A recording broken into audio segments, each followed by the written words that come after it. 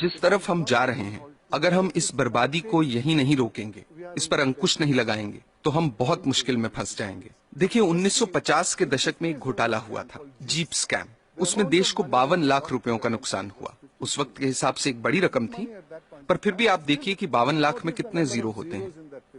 और भी कई घोटाले थे। LIC में मुंद्रा घोटाला, भारत बैंक का डालमिया घोटाला, नगर वाला स्कैम सेंट्रल बैंक में। हर साल घोटाले होते थे।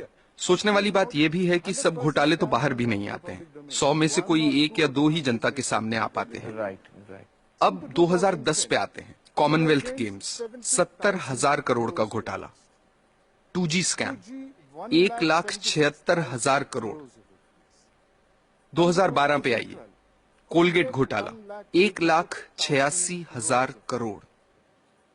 अगर 1,86,000 करोड़ रुपए का एक घोटाला होता है, तो देश की अर्थव्यवस्था पर क्या असर होगा, आप अंदाजा लगा सकते हैं। 1987 में देश के प्रधानमंत्री ने क्या कहा था, वो याद कीजिए। स्वर्गीय राजीव गांधी ने कहा था कि सरकार 1 रुपया गरीबों के लिए खर्चती है, तो उसमें से सिर्फ 15 पैसे ही उन तक पहुंचते हैं।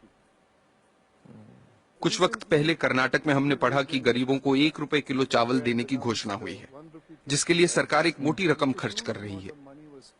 कुछ हफ्ते ही बीते थे कि अखबारों में ये रिपोर्ट्स आनी शुरू हो गईं कि जो पैसा गरीबों को 1 रुपए के हिसाब से चावल देने के लिए खर्चा जा रहा है, उससे जो चावल खरीदा जाता है, वो या तो एकदम सड़ा हुआ होता है, या जहां अच्छे चावल की खरीद हुई है, वहां उसे गोदामों से चुरा चुरा के प्राइवेट लोगों को दे दिया गया है। इस तरीके से पैसे की लूट हो रही है। कैसे बच पाएंगे हम? सर, इस तरह के घोटालों का, भ्रष्टाचार का आम लोगों की जिंदगी पर कैसे असर पड़ता है? आप अपने रोजमर्रा के खर्चों को देखिए।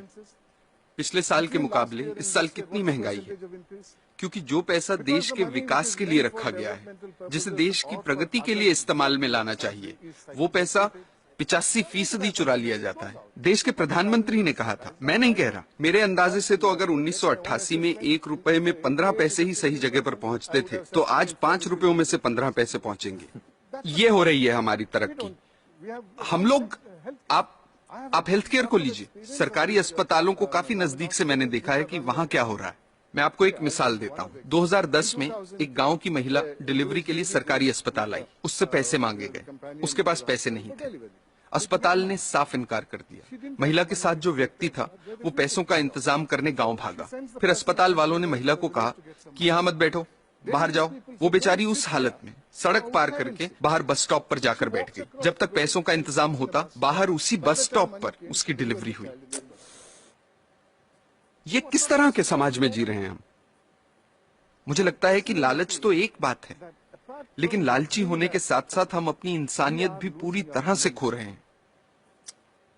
हम इंसान से शैतान बन रहे हैं। हमें इस बात से कोई फर्क नहीं पड़ रहा कि दूसरे लोगों के साथ क्या हो रहा है। हर जगह, हर डिपार्टमेंट का यही हाल है। कुछ ईमानदार लोग भी हैं। मैं ये नहीं कह रहा कि सभी 125 करोड़ लोग बेईमान हैं, लेकिन ज्यादातर लोग मजबूरी में ईमानदार हैं, क्योंकि उनके पास बेईमानी करने का मौका ही नहीं है। आज के हालात ऐसे हैं कि एक आदमी जो बड़े ओहदे पे है, वो अगर दूसरे पर उंगली उठाकर कहता है कि आप भ्रष्ट हैं, करप्ट हैं, तो सामने वाला इनकार नहीं करता। वो पलटकर कहता है कि आप नहीं हो क्या भ्रष्ट? That's so true. That is so true. ऐसी सोच बन चुकी है। यहाँ जो नौजवान मौजूद हैं, उनसे मैं कुछ कहना चाहता हूँ। Sure, please. मेरी पीढ़ी के लोग अब हालात नहीं बदल पाएंगे। अब सिर्फ आप ही हालात बदल सकते हैं। और आपके लिए अच्छी बात यह है कि लालच सब सरहदें पार कर चुका है, सिर के ऊपर निकल गया है। अब और ऊपर जाने की जगह ही नहीं बची। आपके पास मौका है उसे नीचे लाने का। ये काम आपको जरूर करना है, मेरी खातिर नहीं, अपनी खातिर, अपने बच्चों की खातिर।